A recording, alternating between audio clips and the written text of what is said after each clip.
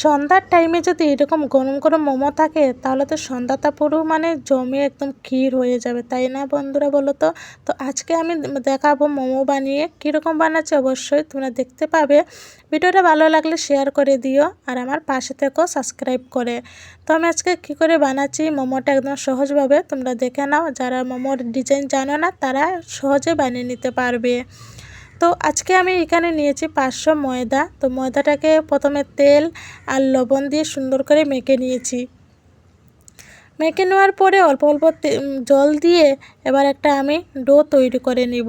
অত নরমও না অত মানে শক্তও না, এইভাবে একটা ডো তৈরি করতে হবে। আর এটা এখানে আমি ঠান্ডা জল দিয়েই ডোটা তৈরি করছি।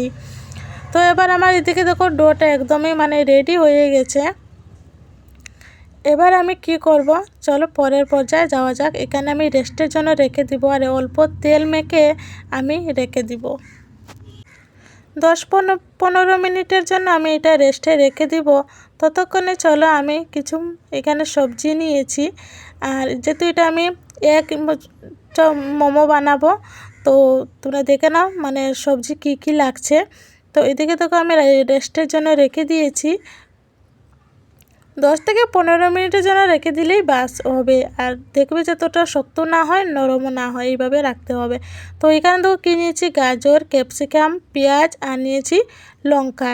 এবার এখানে আমি দিব অল্প লবণ আর দিব গোলমরিচ। আর গোলমরিচ লবণ দিয়ে সুন্দর করে সব কিছুর সাথে আমি মেখে নিব। মেখে নিয়ে এটাকেও আমি সাইডে রেখে দেবো একটা ঢাকনা দিয়ে।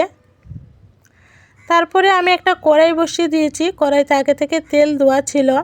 সেই কড়াইতে আমি প্রথমে দিয়ে দিব 2টা ডিম নিয়েছি। যেহেতু আমি এক মোমো বানাচ্ছি তাই জন্য ডিম লাগবে। তো ওইখানে আমি 2টা ডিম নিয়েছি।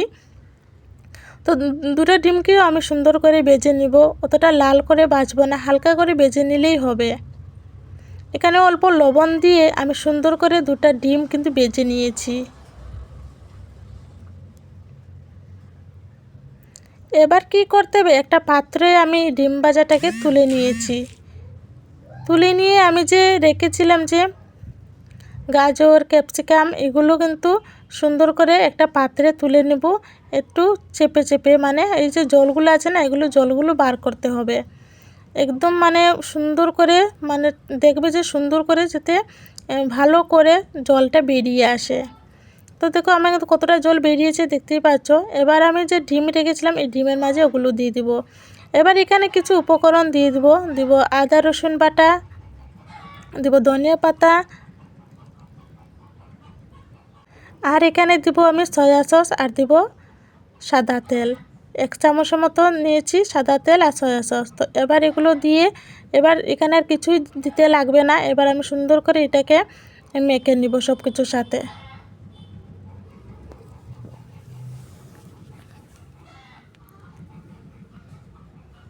তো আমার দেখো এদিকে সুন্দর করে মানে সব কিছু মাখা হয়ে গেছে। এবার আমি আর একটু মেখে মানে ডোটাকে এটা গুলগুল করে নিব। তো দেখো আমি গুলগুল করে নিয়েছি। এবার অল্প ময়দা দিয়ে একটা রুটির আকারে আমি মানে বেলে নিব। আর একদম মানে পাতলা করে এটাকে বেলতে হবে, যেহেতু মোমো বানাবো তাই জন্য একটু পাতলা করেই এটাকে বেলতে হবে। তো দেখো আমার কিন্তু মানে হয়ে গেছে বেলাটা। এবার আমি যে রেখেছিলাম যে এখান থেকে 1 চামচ করে আমি নিয়ে, আর দেখতেই পাচ্ছ কতটুকু পাতলা হয়েছে। অত পাতলাও হয় না অত মানে গাঢ় হয়নি এইভাবে। তারপরে এখান থেকে আমি 1 চামচ মতো এখানে দিয়ে দিলাম। এবার আমি অল্প জল মানে এই সাইডের দিকে ভালো করে জল লাগিয়ে দিব। জল লাগিয়ে এবার আমি একদম সহজভাবে তোমাদেরকে যে প্রথম থেকেই বলছি, সহজভাবেই আমি এই মোমোটা বানিয়ে দেখাবো। তো যারা মানে ডিজাইন জানো না মোমোর, তাদের জন্য একদম পারফেক্ট এই ডিজাইনটা। তো আমি তোকে রুলের মতো বানিয়ে নিয়েছি। এবার সুন্দর করে এটাকে মানে আটকে রাখতে হবে যাতে এই ভিতর থেকে জিনিসগুলো না বেরোয়।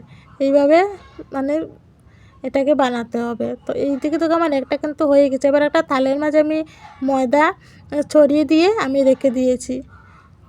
দেখো আরেকটাও কিন্তু আমার বানানো হয়ে গেছে। এইভাবে আমি প্রত্যেকটা বানিয়ে নেব মোমো।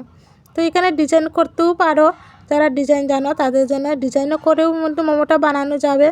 আর আমি বানাচ্ছি যারা ডিজাইন জানো না, যাদের মানে মন হয় খেতে কিন্তু ডিজাইনের জন্য মোমো আর বানানো হয় না, তাদের জন্য এই রেসিপিটা।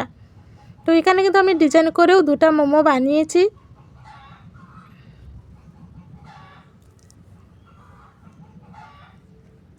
তো দেখো আমার কিন্তু প্রত্যেকটা কিন্তু আমি সুন্দর করে মানে বানিয়ে নিয়েছি। এবার আমি গরম জল বসিয়ে দিয়েছি। এবার একটা পাত্র নিয়েছি যাতে এটা ছিদ্র থাকে। এবার এখানে আমি নিয়ে একটু একটা ব্রাশ নিয়েছি, ব্রাশে অল্প তেল দিয়ে আমি ব্রাশ করে নেব এই পাত্রটাকে। তো এখানে দেখো এই যে বললাম যে আমি ডিজাইন করেছি দুটা ডিজাইন করেছি, আর বাকিগুলো আমি রুলের মতো বানিয়েছি। তো এবার গরম হয়ে গেছে জল, আর এবার আমি একে একে দিয়ে দেব।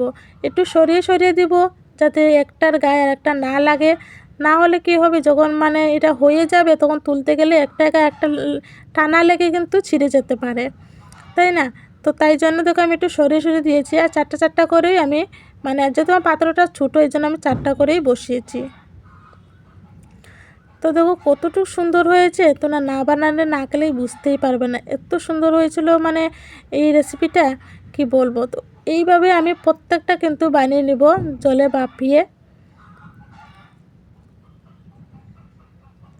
তো দেখো আমার প্রত্যেকটা কিন্তু বানানো হয়ে গেছে। এবার আমি সস দিয়ে এটাকে পরিবেশন করব। তোমরা চাইলে এখানে স্যুপও দিয়ে খেতে পারো, কিন্তু স্যুপ আমি বানাইনি, আমি সস দিয়েই বানিয়েছি। কতটুকু সুন্দর হয়েছে, না খেলে না বানালে বুঝতে পারবে না। ভিডিওটা ভালো লাগলে শেয়ার করে দিও। Tata bye.